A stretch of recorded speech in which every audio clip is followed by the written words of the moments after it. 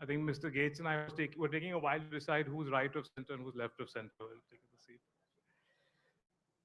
Bill Gates, very warm welcome to Express Adda. It's such an incredible moment for us. Thank you so much for being here.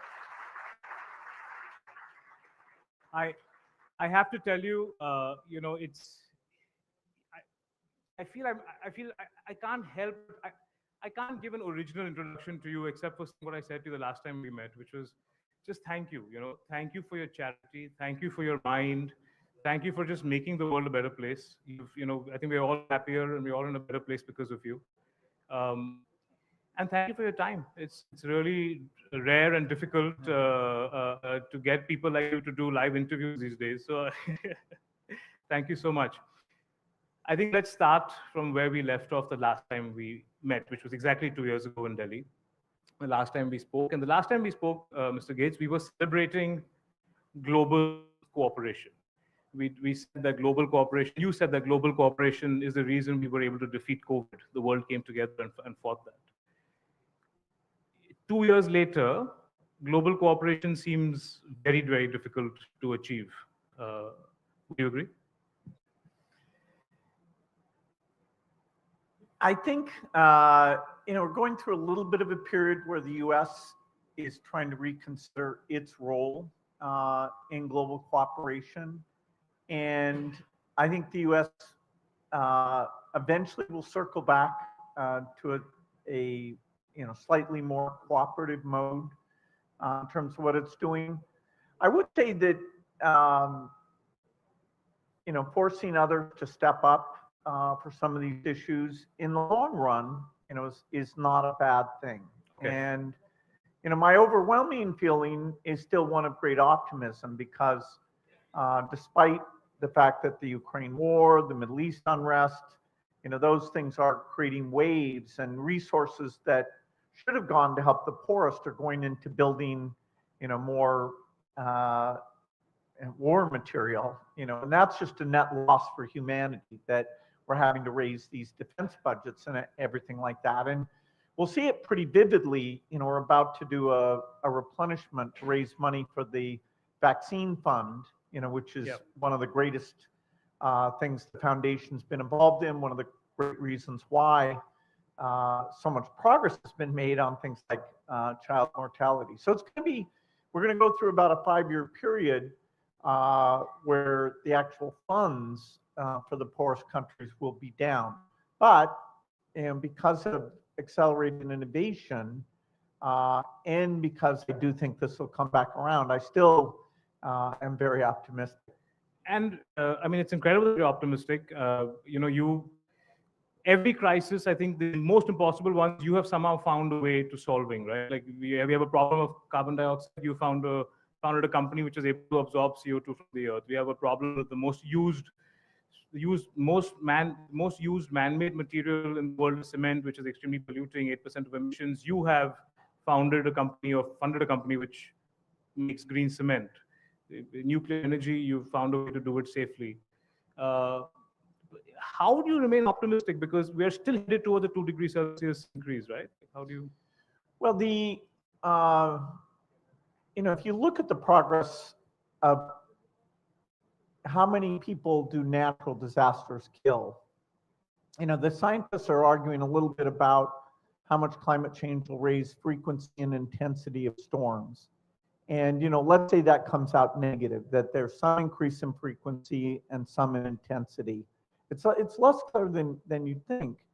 Even so, what we see is that in rich countries, the deaths from natural disasters goes down by 90% because you build things to deal with tornadoes. You build early warning systems, and so people get out.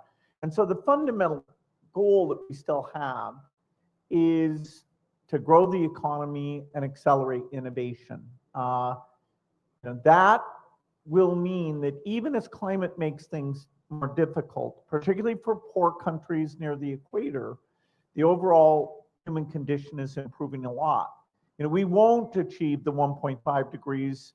We're not even likely to achieve the 2.0 degrees. But there's no cataclysm at 2.1 or 2.2. It's really the best we do will take those countries that did not cause the problem and avoid them having to face tough conditions. You know, we do have a lot of innovation, not just in mitigation, but also in adaptation, where you can get crops that can deal with the extra heat capacity, and you know, those warning systems that help you more productive crops, so that even if you have a bad year, that you have savings and buffer stock. So even climate, which is definitely on the list of problems we need to basically avoid, even there, because of this pace of innovation, we will stay at a level that should not be disastrous. And does it surprise you that it's the developing countries that are actually doing much better than the developed countries in terms of what they promised to do for climate? Well, the developing countries didn't promise to do much. That was very helpful. You know, it's a shame that the goals of providing more energy and reducing emissions seem to have come into conflict with each other. You know, in the near term, the providing energy to poor countries is very, very beneficial, even if you're using hydrocarbons, natural gas, even coal to do that. And eventually, as we get solar plus storage or nuclear fission or fusion to be very low cost, and there's some great things going on. It doesn't come as quickly as we'd like. You know, the storage miracle, there's different approaches that I'm investing in that, you know, I think one will work. And nuclear fission has been way too expensive. And so now we need a whole new generation there. And then fusion, well, it doesn't exist, but you know, by the late 2030s, I think we'll have that as a low-cost solution. So you believe that developing countries can do even more? Because the sense that we get, at least in India, is that we're doing pretty well. Yes, there's an argument that promises were not that high in the first place, but 50% renewable energy without subsidies by the year 2030 seems to be on track. You know, and that's a good thing. But carbon emissions from India will go up. I mean, you know, the amount of energy that India needs is, you know, you're going to need 5 times the electricity capacity. Yeah. And that's just, it's fantastic. The sooner you get that, the better. Yeah. And to the degree we can minimize the carbon output, and that's why you're right. You're absolutely right. That renewable energy number is very impressive. You know, China is the leader in installing renewable energy, and India must be very close to number 2 in that respect. And you know, time is on our side. The cost of solar, we're not at the bottom of the cost of solar. That will come down quite a bit. And so, when do we outcompete coal? Is, you know, for developing countries, how much coal are they going to add in the next 10 years? And when does that number peak and start to come down? You know, China, we'd all hoped that their coal usage had peaked, but they, even though, you know, they're further along, and they're continuing to add coal.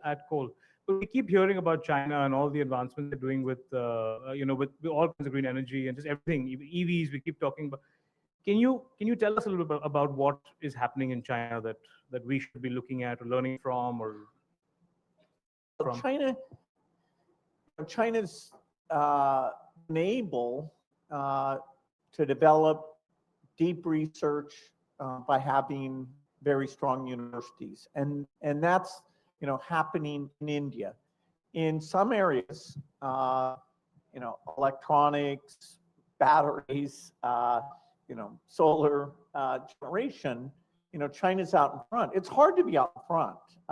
It's actually easier, you know, as India's coming along to do cheap solar panels here, as you're doing cheap batteries here, you'll have the blueprint that they've laid out, and you'll, you know, be able to match or do better what they do. They really have been absolutely a pioneer. It's a real shame for the world that the U.S.-China tension means that the willingness, to access those goods is quite limited. And so, electric cars, the tariffs are high enough that there just won't be many Chinese electric vehicles sold in the United States. So is the American Chinese tension and just America's retreat, if I can use the word retreat from just helping the world, and not just America, I think even UK has reduced its aid significantly.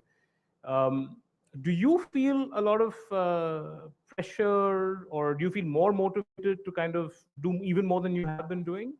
Or Well, do you? I've already committed to giving all my money away. Yeah. So when people say to me, "Oh, can you make up for the United States?" The answer is no. I've already committed all my money Yeah. to these global health issues, and it's a very tough pitch to a donor to say, "Okay, these rich countries are giving less. Why don't you Give more, yeah. step up?" And the numbers just don't work. Foreign aid, it's about 140 billion per year.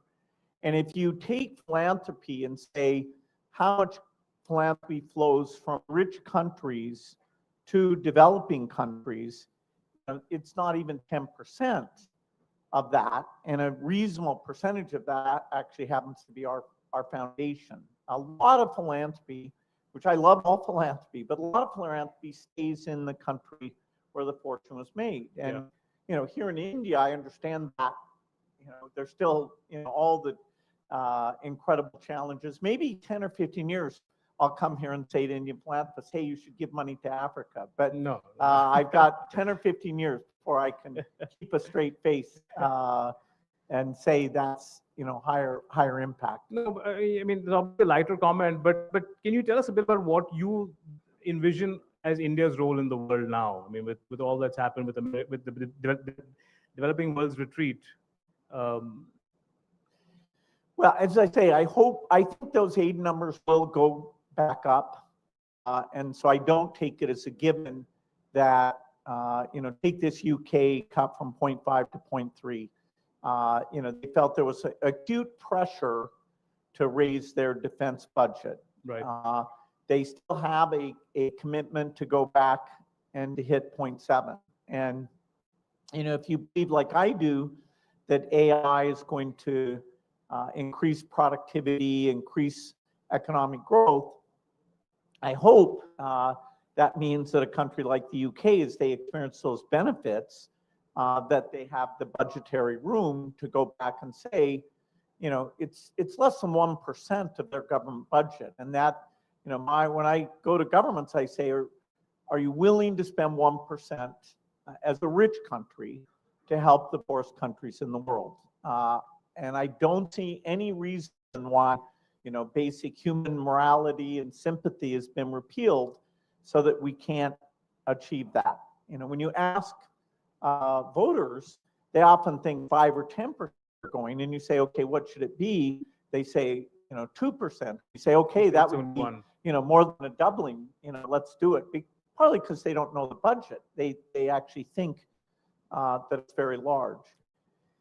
India, the best example of India's role in helping other countries is probably the digital public infrastructure. Okay. There's a ton of people in India who did brilliant work. The government, starting with the Prime Minister, supported that work. And it's a phenomenal thing, whether you look at banking or government benefits being transferred or financial overhead, or a template that's allowed of startups to build services on top of that, insurance and, stock trading and you name it. Every time I'm here, I meet a dozen more companies, and I'd say there's an acceleration. So now India is actually contributing. It's been true of vaccines since the turn of the century. Serum, Bharat, Bio, people that the Gates Foundation has helped to fund and partner with in a pretty deep way. They make over 60% of the world's vaccines come from those companies. We haven't had that many other examples. Now we're seeing in diagnostics, in pioneering use of AI, in advanced agriculture, biofertilizer, better seeds, animal vaccines, animal genetics. We're seeing that India is going to be a significant source of innovation that solve these problems domestically. And the Gates Foundation will have a role like in DPI where we help fund other countries to develop the expertise to come and do what it's often called South-South partnership. And so, I've been here. It's my fourth day here. I'm going away just super pleased that this concept of more and more of the innovation coming from India, it's no exaggeration. It's going even faster than I expected. That's wonderful. Is there a particular reason you chose India to have your global board meet? Well, India's been our biggest foundation office outside the United States. And if you look at, just raw numbers in terms of children's lives saved, where we've, been a partner with the government and others in doing that, India's where we've had our greatest success. A third as many children die before the age of 5 day than at the turn of the century. And you work closely with the government for that. Yeah, we founded a thing called Gavi that buys vaccines. Yes. We funded the creation of new vaccines almost entirely here in India that are very, very low cost, so that you can get them out to all those kids. Like Rajban did a rotavirus vaccine that Bharat came in and made a low price, and that's now saving literally that one vaccine millions of lives. So partly because of the new things developing here, and if you don't come to the country and see the DPI stuff in action, and see a country whose R&D budget is going up by significant amounts, and a lot of that R&D will be focused on things like nutrition or agricultural productivity. So we'll be partnering more, even on the R&D side, not just on the delivery side. In the past, we were a very high percentage of the world's research on nutrition. Now we have the Indian government, because of the increased wealth, and that is a priority. Several of those nutrition studies are done together, and we're getting really great results. So of all the places to come and see and to get hopeful view in a time of some turmoil, this is a great place to be. And so the board went to Bangalore. They, of course, were in New Delhi. They just finished a couple of days up in Lucknow to see a lot of what's going on. You said in a world of turmoil, do you view India as relatively stable as a country? A place of stability? India's been fiscally responsible enough that, although you have debts, loans, you're not that dependent on external sources. So it's been great. You don't, and although historically India was a meaningful aid recipient, as you've grown your economy, you've graduated by and large. So there are still catalytic things that go on. Our foundation has spent over $4 billion of grants here, and we're going to keep doing that for decades to come, but it'll shift more from funding delivery. We'll still do some, but to funding innovation, often jointly with the government and with the incredible group of philanthropists, where the capacity there is going up at a pretty big rate. So yes, India is a little bit that is sort of the U.S. is involved in. Just tell us a little bit about how exactly the government and the foundation work together, because I think it's in this turmoil more so than before, it seems to be like a global trend where there is a certain skepticism to foreign foundations. You are loved by every state government, no matter who's in power, by central government. You're an exception to this. but not just in India. I see in many parts of the world there is a certain hesitation in dealing with foreign foundations. Are you seeing that, and why are you the exception to that? Well, the Indian government has very aggressive goals for reducing nutrition and reducing childhood death. Has very aggressive goals for agricultural productivity, for improving education. And so the Gates Foundation doesn't come to India trying to change their goals. We come and say, oh, we think a cheap rotavirus vaccine or a pneumococcus vaccine or a $2 TB diagnostic. Now, the diagnostic industry has gone from almost nothing in India, before the pandemic, quite small, Yep. to now there's quite a number of really good companies, and so we're going after really aggressive goals like that cheap TB diagnostic. I have no doubt it's going to be one of our partners here that we funded to push forward on that. And so, I think the difference is we're a deeply technical organization. I was with the Chief Minister of Maharashtra today, and in parts of this state, even though this state is incredibly well off, there's still pockets of malaria. And so we have, the world's best malaria team, because Yep. it's not a for-profit companies don't work on malaria, so Yep. almost by default. But we had our top malaria person in talking about, okay, how do we work with this state? What's going on in the tribal areas, what's going on in the urban areas, which new tools are going to come along to get an eradication, starting with this state, but eventually, the country being one of the first who's always had a very burden to get rid of that. And then, some of those tools also apply to dengue. So Yeah. all of these insect transmitted diseases, it's an exciting time. So because we're a very technical organization, and hopefully saving children's lives isn't controversial. No. Or getting the cost of vaccines down. I think some foundations that are trying to be helpful, people are wary of. So maybe that wariness is a little bit higher than it should be, but because we're technical and following the government's goals, we're not saying you should have different priorities. And the government wouldn't take your advice on what the goal should be. I don't know if they would. I haven't tried that. Okay. So, you mentioned Indian philanthropists have been a big important partner, and you also mentioned it's a difficult world right now, as a world in the uncertain world, is how you phrase it, I think. Is it easier to get philanthropy in an uncertain world because there is more empathy given that the world is uncertain, or is it more difficult because you want to hold on to and go to shore for safety? Well, if the world was absolutely in turmoil, like World War I, World War II, I think it'd be very hard to raise money philanthropically because people would be pulling in. The world is getting richer, even though lines, and there are things to be worried about.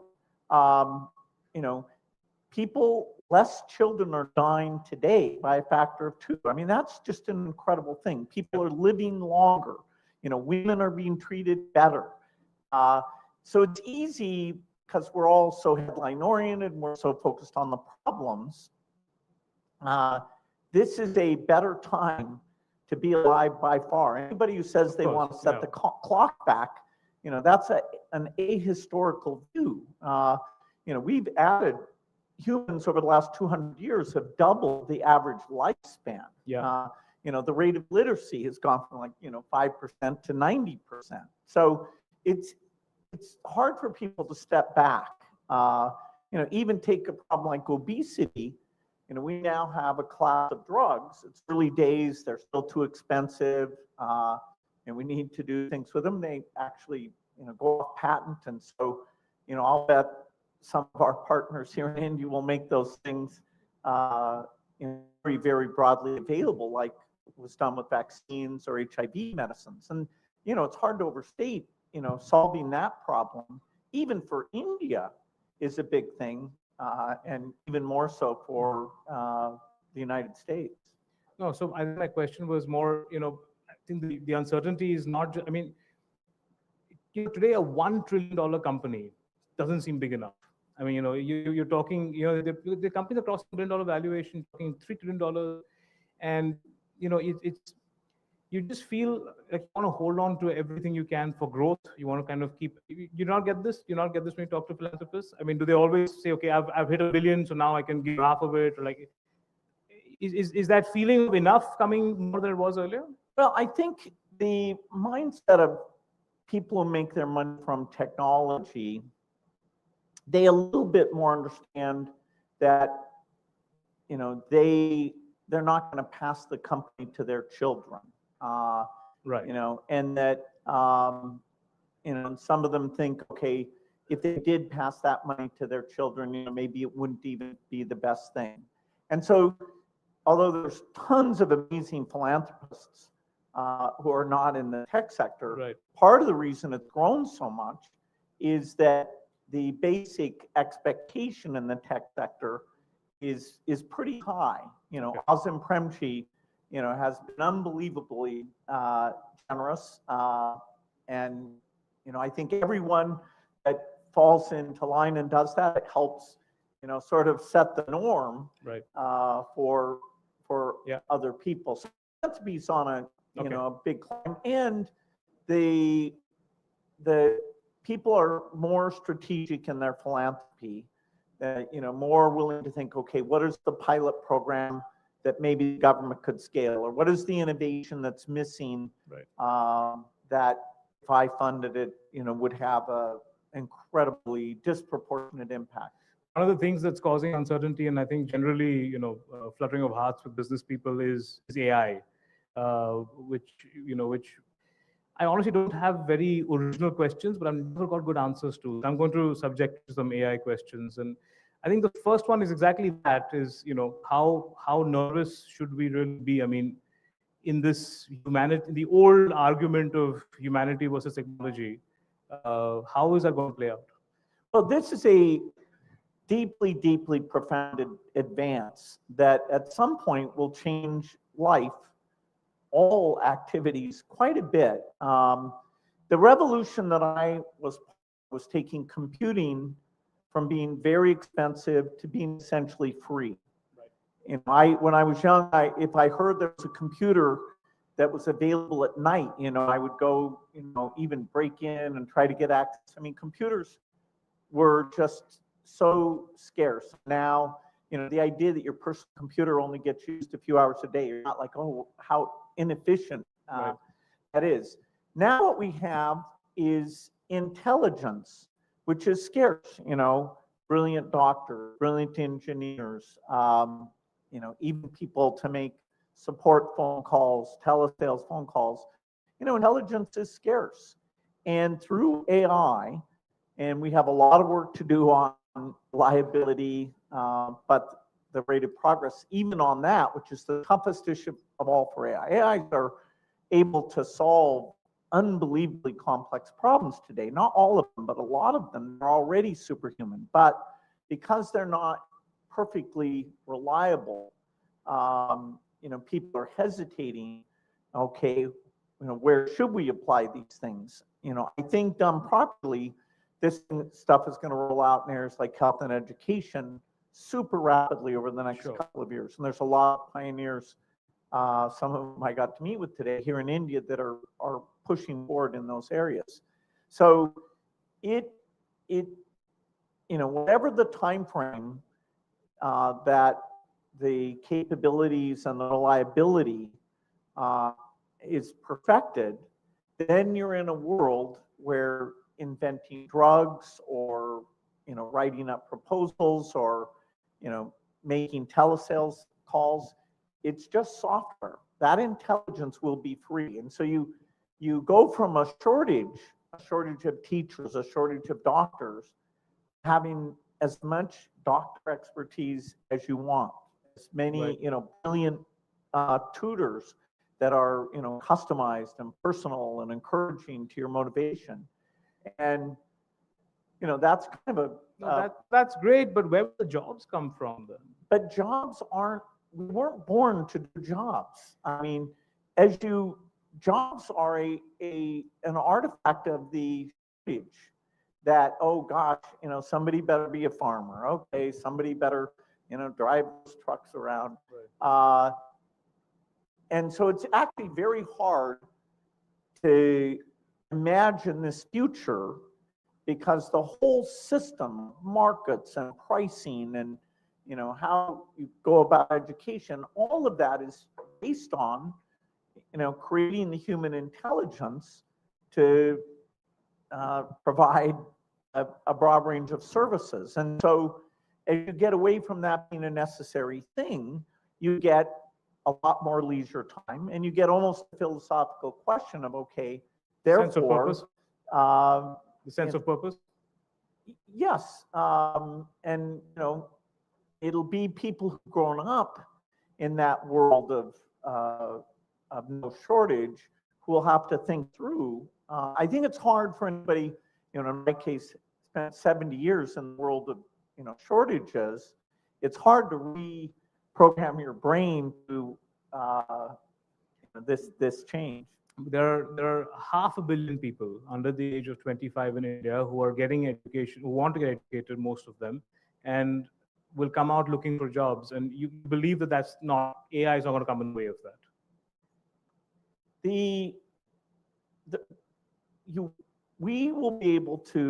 Society will be able to have a level of output, food, medical advice that won't require everybody to work like they do today.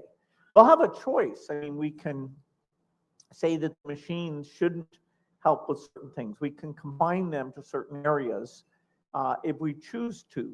But the reason you think about jobs is because of the shortages. Even that framing of how you think about the world won't really be the way to think about it. Okay, population. Have you figured out an equation in your mind about what the ideal population of the world should be, or the ideal population of any country should be? No, I think this comes down to the individual level, where people are going to make a decision how many children they want on their own.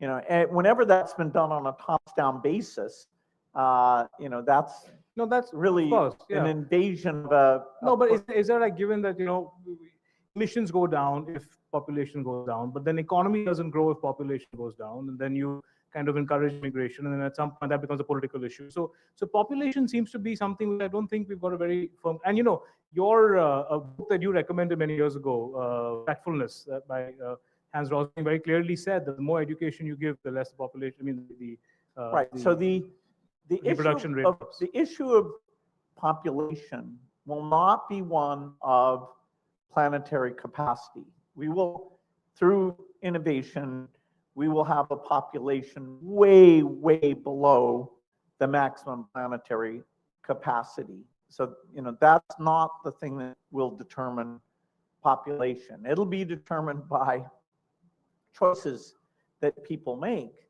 And the clear trend is the richer a country becomes, the lower its fertility rate. We have some extreme examples.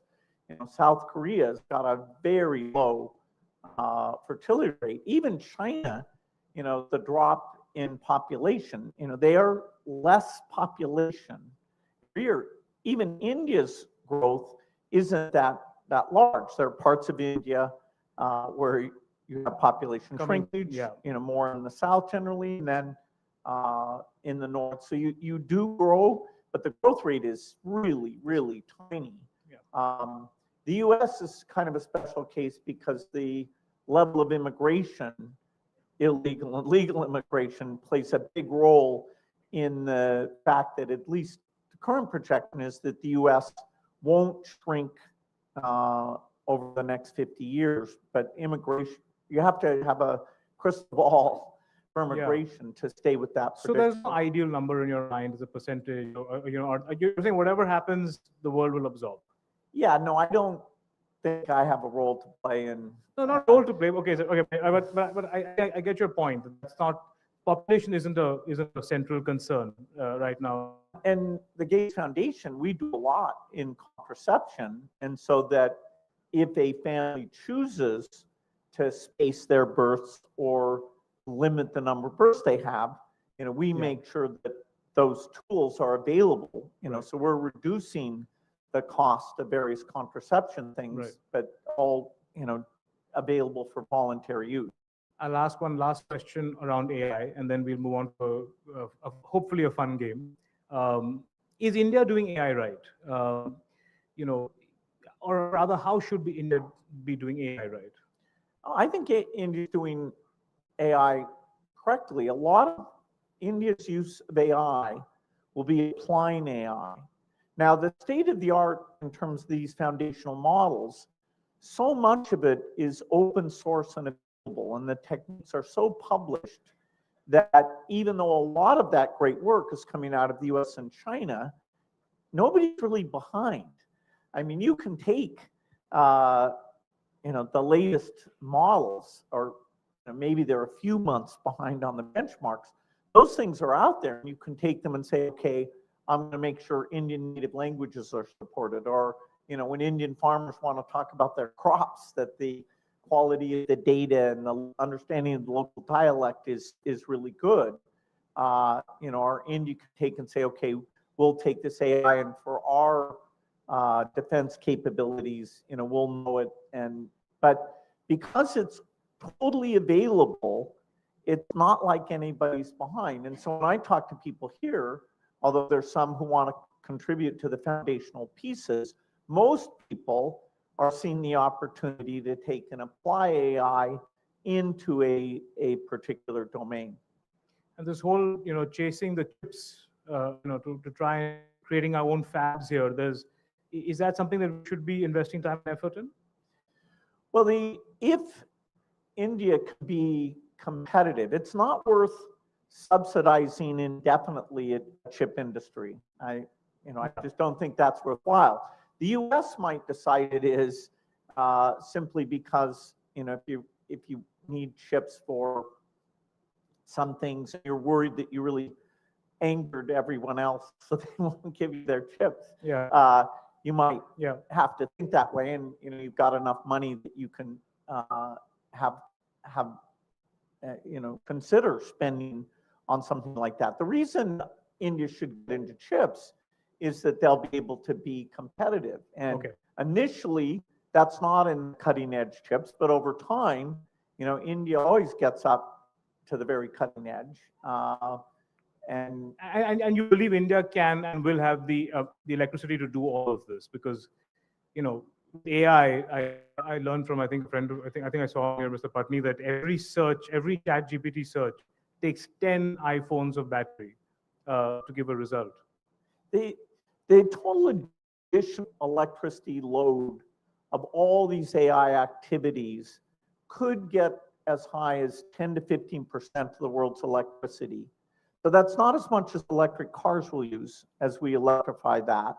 If we go to electric heat pumps, it's not as much electricity as that. If we take, say, cement and steel, and we're using electricity for that, it's not as much electricity as that. It's a lot of electricity, but compared to, say, what India needs to add just for its basic economic growth to achieve its 2047 plan. So it is there, and these are buyers of electricity, many of which want to buy clean electricity. So if you say to them, hey, we're going to add a coal plant, they'll go, oops, maybe we should fund more nuclear. And so the fact that these buyers are particularly willing to pay a bit of a green premium to be associated with clean energy, I don't see it as a huge setback in electrification. Also, the uncertainty about how much electricity we need to run AI systems is very unclear. The amount of electrical power or energy that the human brain uses to do its work is very modest. So today our AI models are about 10,000 times less efficient at cognition as the human brain. So evolution has provided an existence proof that there's a way to do these things without expending so much energy. Now, in the next 10 years, how much that factor of 10,000 do we reduce? So if that goes really well, then a lot of these people who are projecting the gigantic data centers, that won't be necessary. But it's hard to say, and nobody wants to be the one that makes that assumption and then ends up without enough data center capacity to play. Google's got to get at the front of this. Microsoft, a lot of companies racing to lead this next generation. Knowing fully well that efficiencies will kick in and they might have overcapacity. They might. Okay. Most industries, the car industry, after it got popular, got overcapacity. Internet bandwidth, although later we were able to use it, we got an overbuild of those things. So it would actually, in the history of industries that are exploding in their first round of adoption, we generally get overcapacity. That is very typical. Yep. But it's like saying that the market will go down. You don't know when. Right. Is that overcapacity 3 years from now, 10 years from now, 15 years from now? If your company goes bankrupt because you wait for that, that's not a good plan. And also the efficiency has come from not the old companies. The efficiency of operations have come from China. No, that's a little bit.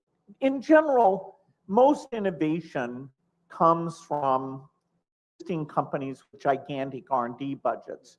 People notice when it's someone unexpected coming along. But in the history of improving chips, Intel did most of the improvements. Now, when an upstart like an NVIDIA comes along, or Intel's to some degree lost its way, that's very notable. But if you take innovation as a whole, including in AI, the biggest guys. The amount that happened inside Google, Microsoft, OpenAI is even better. Now, nobody saw these DeepSeek guys, even in China, like, who's that? Yeah. This is not like some government-funded guy or some mainstream company. Now, the Alibaba models are also very good. The ByteDance models are very good. So even within China, DeepSeek is not all that unusual, but they did one very, very clever thing, and they showed everybody the clever thing they did. And so it's, how long were they ahead in the benchmarks? At least 2 weeks. And great might be ahead again. The speed of innovation and kind of the openness of the innovation, I've never seen anything like it. I mean, the numbers are just unbelievable. Okay, so Mr. Gates, we're going to try and play a short game with you, rapid fire. So try to keep the answers a little bit short. What will be the future of, and what should be the future of? So I'm going to give you a topic. You have to tell me what you think will be the future of this, and what should be the future of. Okay. So what will be the future of, and what should be the future of billionaire and politician friendships? Politicians have historically hung out with,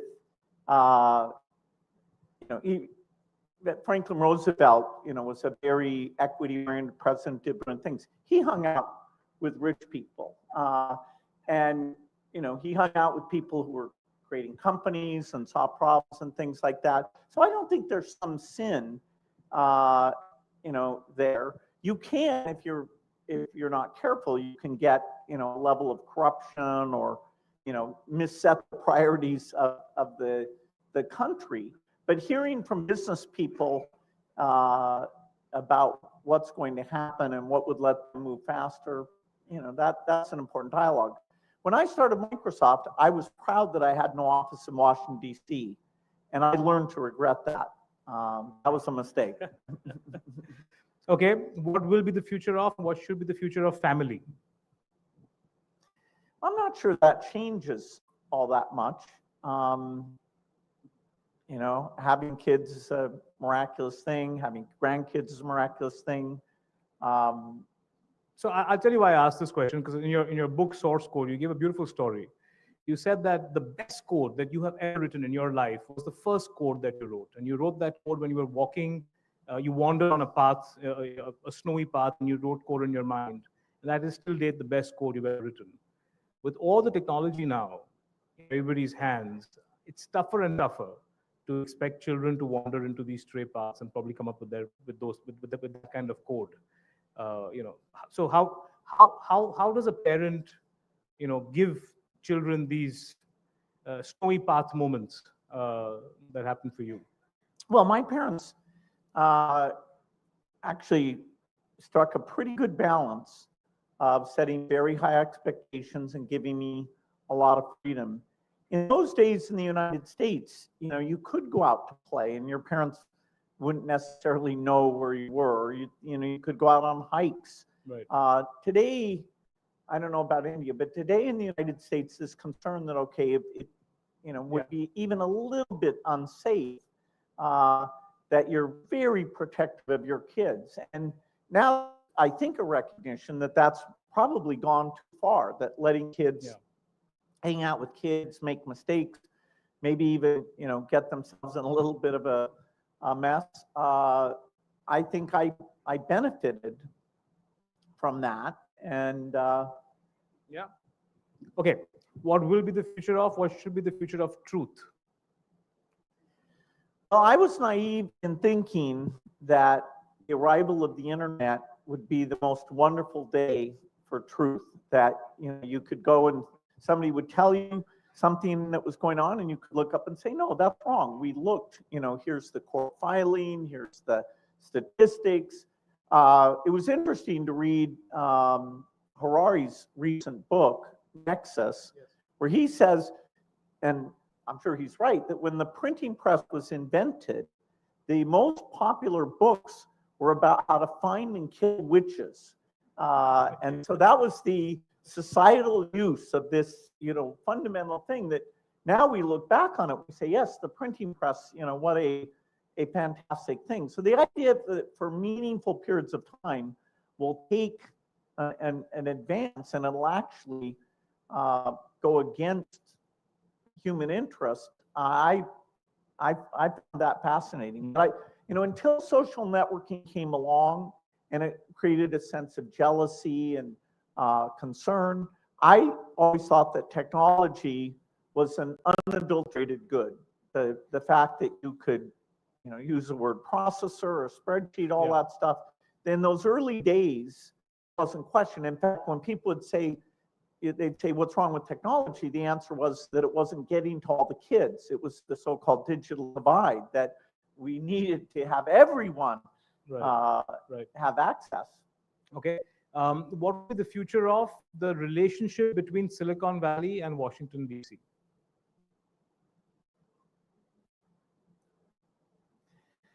Well, politicians are going to have a tough time with AI because it's, they're not that hands-on, and it's advancing at a pretty quick rate. The 2024 election, AI was not part of the debate. It wasn't like, okay, this one has good AI policies and this one doesn't, or any contrast. And I was a little surprised at that. But I would predict that by 2028, our next presidential election, that policies around AI, how you shape it in a good way, will be a primary topic, one of the three most important topics, because people will be starting to see not only the white collar AI, but the blue collar AI, which involves robotics, which today is very limited, but the number of people working on that, the advances in that, guarantee if it's not 2028, by 2032, the job market will already be starting to change. So, good or bad, the relationship between Silicon Valley and DC? I'll say good, just because I'd like to say nice things.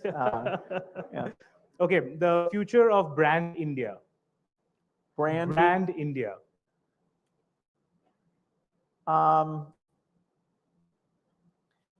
India's, not many people are offended by India. I mean, India's, it's got you meet great Indians all over the world. People like Satya Della, And you know, a lot of people don't know much about India. To be honest, they should come more, learn more. You know, lots of great things they could do. You know, if India can stay on the path, this 2047 plan, Right. that's just not just beneficial to India, it's beneficial to the whole world. And the fact that you have 20% of humanity that runs, okay, semi-democratic, but truly democratic elections, and works out all the priorities. And there's more money for health, there's more money for education. The metrics about, okay, where are we falling short? What are the aspirational districts where we need to do better?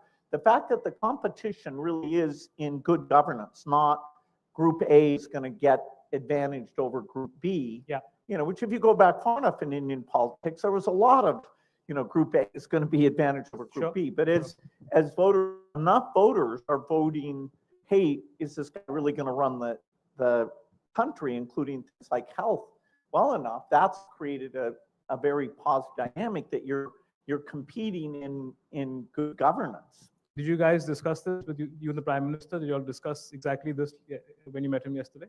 Well, we always have a lot to discuss, including AI and the latest projects that we're involved with. I have to say he's been very encouraging about the engagement in India. He was glad to hear our board was here and that we were going to invest even more in Indian innovation. Fantastic. Okay, the future of nationalism. Nationalism is often gets extreme in a scary form. If you go to the Olympics, you see nationalism in this really benign form where, like in Paris, there was a great Olympics. I was lucky enough to spend time there. The French were so excited that their teams were actually doing pretty well and that, they had done a good job of hosting.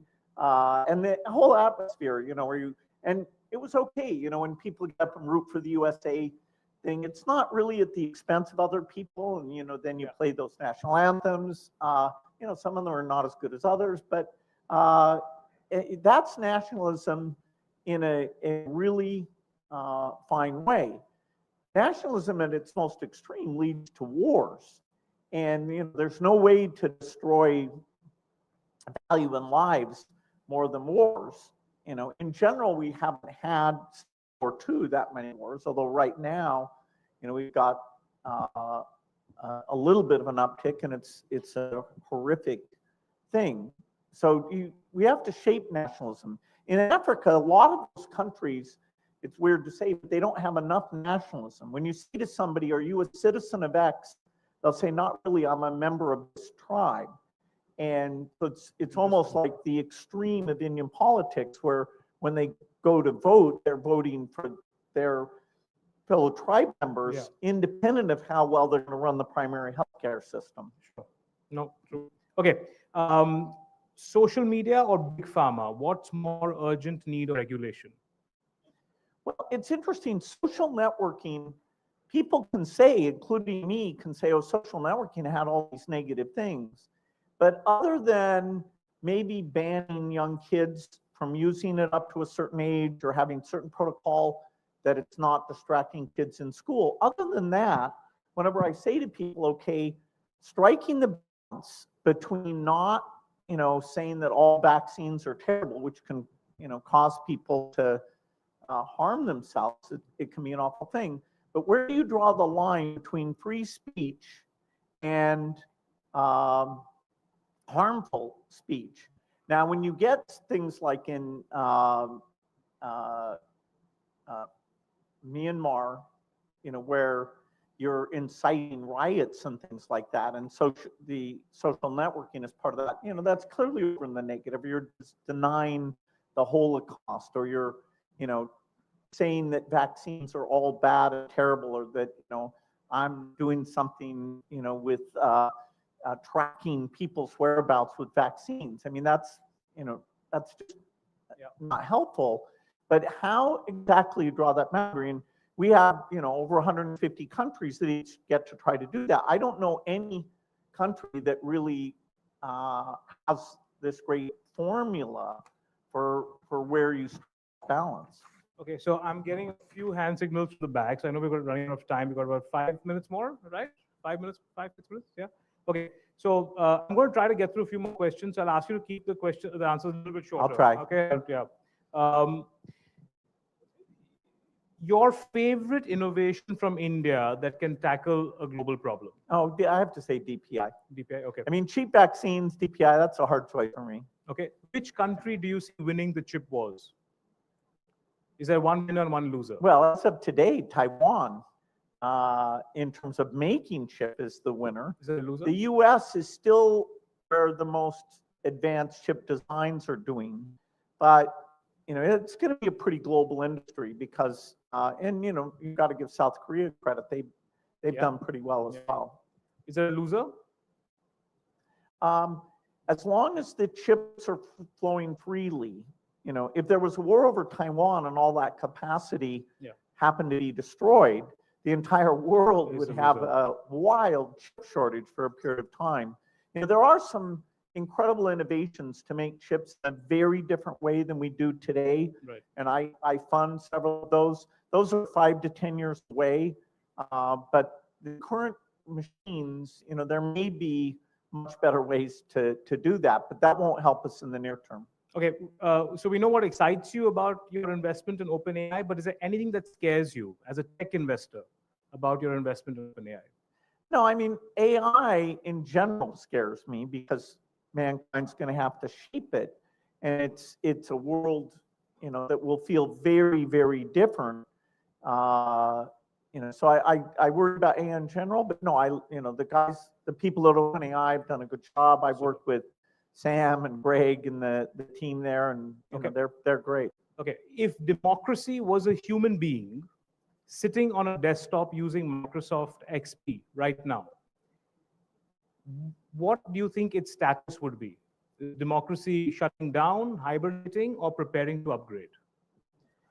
Well, the people who do these ratings of how democratic countries are, after World War II, we saw a dramatic rise in that. And now we're actually seeing a slight decline. And I find that concerning because we are better off. I mean, we are absolutely way, way, way, way better off. And so not only that decline of democracy, but even the trust in institutions or the degree of polarization. I'm not a social scientist or a politician, but the degree of polarization we have in the US, I'm hoping we can reverse that. And the trust in institutions, we've got to go back and work on that. It's a strange world where the US that elects their politicians, 8% of them think they're doing a good job. China that doesn't elect their politicians, 80% think they're doing a good job. That's not the way it's supposed to work. Right. Okay, so a 100-year-old legacy newspaper or the 25-year-old influencer, who do you engaging with? Well, I think newspapers. Thank you. I'm very sad that the business model of newspapers, because we don't have the classifieds anymore, that it's under threat. If you look in the US, who keeps local government honest?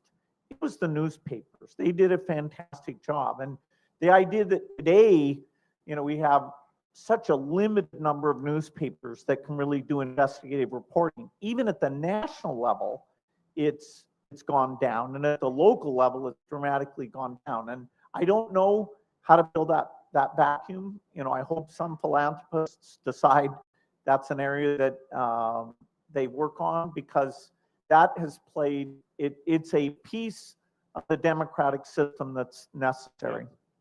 Okay, we'll say a few global challenges, and if you can give a 1 or 2 word solution for each. Math phobia. Phobia for math. Math phobia. Is there a solution for math phobia? People don't like math? Yeah. Oh, AI tutors. Okay. E-waste. Yeah, it's not that big of a problem. I mean, with all the EVs and the batteries coming with it, it's not a big problem. Recycle those. I mean, there's some incredible companies. Okay, that's great.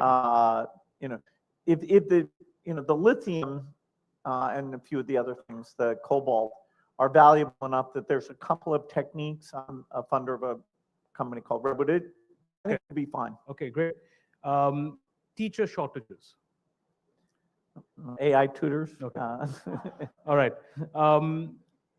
If you were to look 10 years ahead, Mr. Gates, which economy would you bet on for higher returns? US, China, or India? Well, returns in, you're saying, whose stock market is undervalued.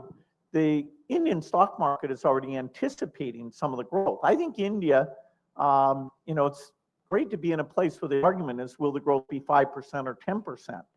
And I think, it's very likely, I doubt it'll get much above 10, and, I don't think it'll get much below 5. And that's an incredible period of time. Great opportunities.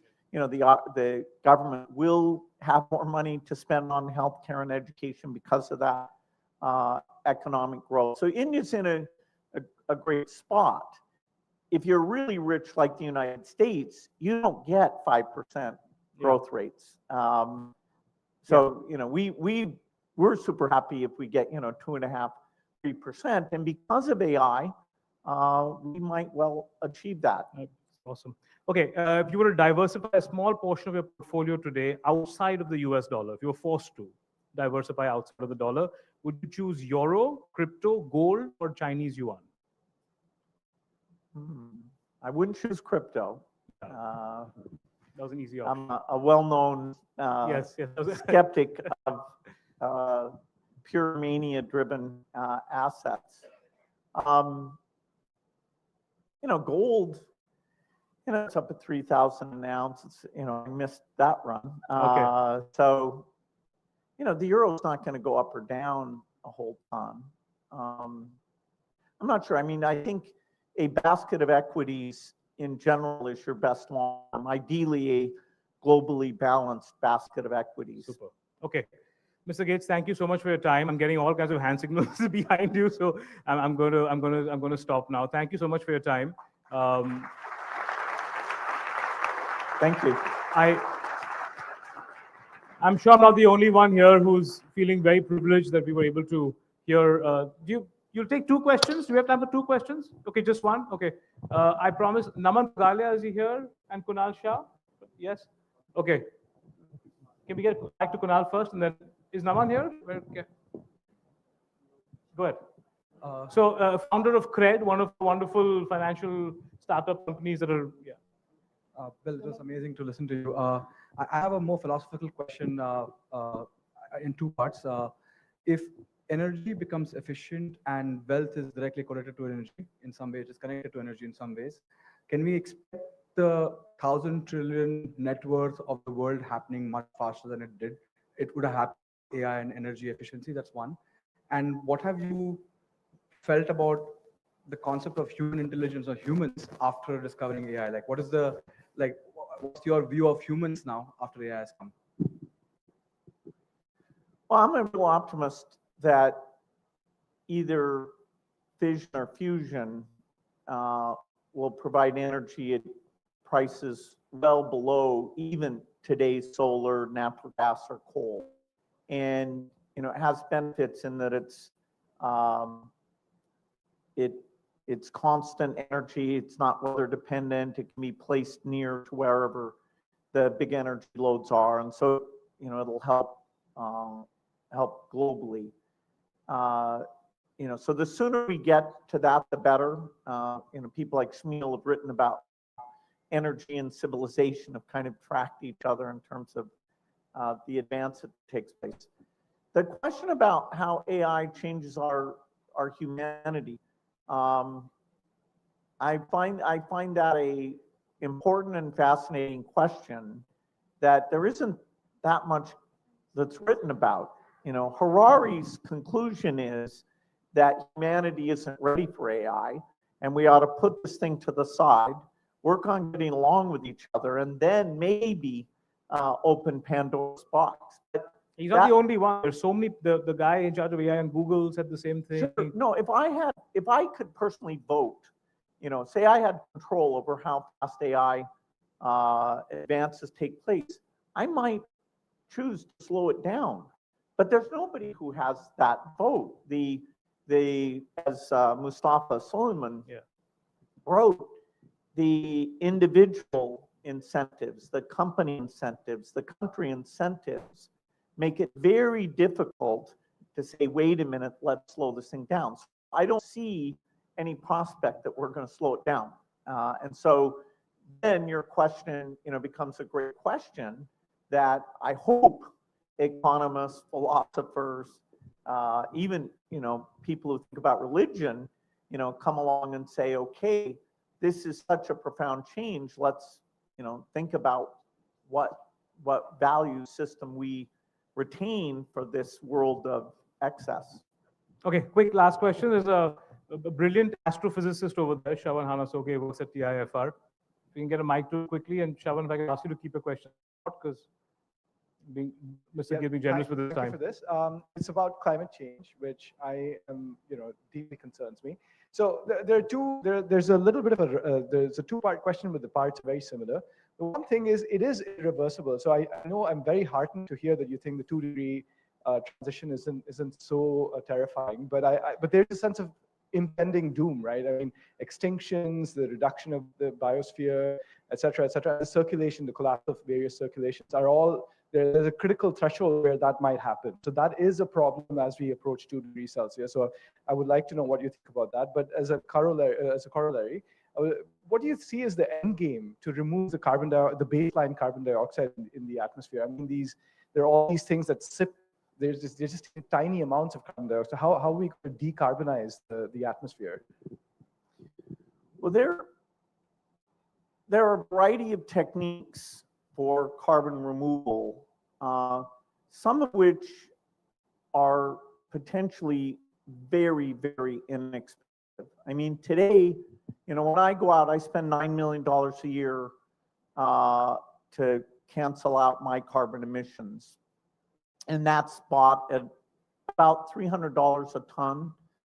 The best technologies today get you down to about $60 a ton. But there are approaches that may get as low as $1 a ton. And at that point, it becomes incredibly affordable for the world to pull that down. There are also techniques that people are reluctant to talk about, but where you reduce the warming through having particles, what's called solar radiation management. And if you're starting to see positive feedbacks in terms of the temperature, it's all about temperature. And there is some uncertainty about, are there positive feedbacks having to do with ocean circulation, methane release, a variety of other things. Right now, we don't see those as super likely. We have to admit there's a lot we don't know. Why did the ice sheets collapse as quickly as they did in the historical record? Are there interventions specifically aimed at stopping that? So I still list climate change as one of the great 5 problems, right up there with bioterrorism, managing AI, not having nuclear wars. I rate that as still a super important thing.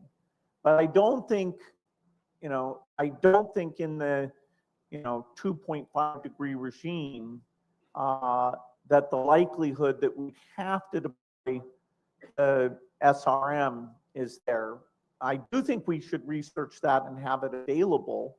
And I do think pushing for those extremely low cost carbon removal technologies, that is one of the most important things. So I made sure Breakthrough and is funding that, and that would really change this picture. And so I'm sad that the current priority of climate change in the rich countries has gone down a lot as other short-term things are affecting them. And if you try to get voters to pay a lot for expensive things for climate change, and you often will get a different party elected who doesn't care about that. People care about climate change, but when you say you get to buy an expensive car, an expensive electric heat pump, and they don't care enough for that. And so innovation is the only way to square that circle. And just 30 seconds, there are reports that you are scaling back on climate change. Is that right or wrong? No, I'm not. The thing I scale that because I had a very, about 50 people working on climate policy. And in the current situation, I chose to significantly reduce the size of that group. And my overall spending on climate change continues to go up. And it's really the innovation pathway, which I describe as negative green premiums, that you can buy clean cement cheaper than dirty cement and steel and meat and everything else. Is there one sort of conspiracy theory about you that makes you laugh? You know, the fact that I think innovation can solve every problem. You know, other people can make fun of me, I can make fun of myself. Okay. You know, All so right. that is fun. Okay. Thank you so much. Thank you so much. Thank you. Thank you, Anand, for that fabulous session. May I now invite Rajkamal Jha, Chief Editor, The Indian Express, to present a token of appreciation. This is the front page of Indian Express edition dated 28 October 1955. This happens to be Mr. Gates' birthday. I would request everyone to remain seated, please. I would now like to invite Alok Sehgal, President and Head, Novama, to present Mr. Gates with the bouquet and a memento.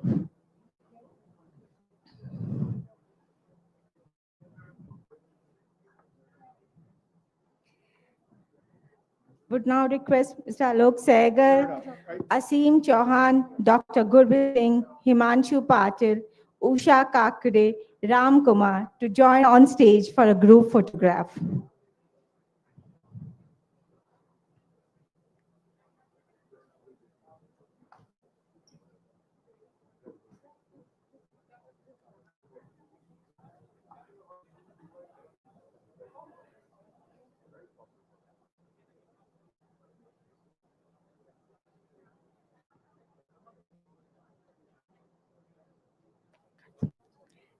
As we conclude, I would like to thank our partners, presenting partner Novama, co-presenting partner Greenco, Amity University Mumbai, Thapar University, associate partner Kesri Travels, Gravitas Foundation. Please stay back and join us for cocktails.